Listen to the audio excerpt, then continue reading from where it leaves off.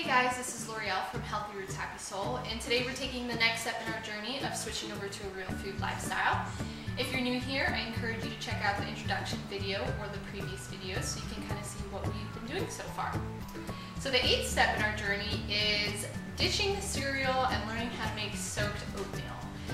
And I know, coming from somebody personally who was a total cereal fanatic, if you haven't already switched over to not having cereal in your diet, it can seem pretty like, are you crazy? Like, you want me to get rid of cereal? But unfortunately, no matter how healthy the cereal may claim it be, it's still not good. You know, for me and my family, I want to make sure that our food is beyond healthy, so more like nutrient dense, and there's a big difference.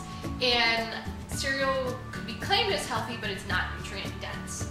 Unfortunately, the process that happens when cereal is made is it goes through a high heat process, which kind of makes a slurry. So if you think about it, they gotta make a slurry because then how do you get all those funky shapes that don't really happen in real life, right?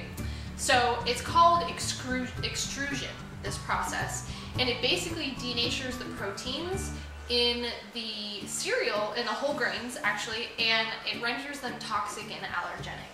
So as you can imagine, the more whole grain the cereal is, the worse that this extrusion process makes it.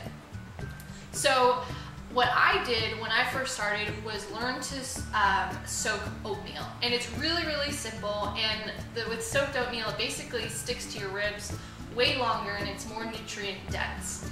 And to know more about learning how to soak oatmeal, I've got a recipe for you in the blog.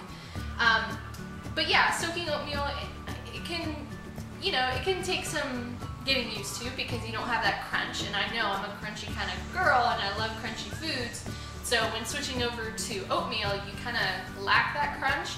But the good thing is there's so many different options that you can use for oatmeal that there's never really a way to get tired of it. And there are options of making homemade cereal if you want to. And obviously balance is everything, so don't feel like you're not doing the right thing if you eat cereal, but just know that it's really not a nutrient-dense option. So your challenge this week is to buy some oats, and I like just extra thick rolled oats, or you can do like a creamy rye flakes and mix them, whatever you want.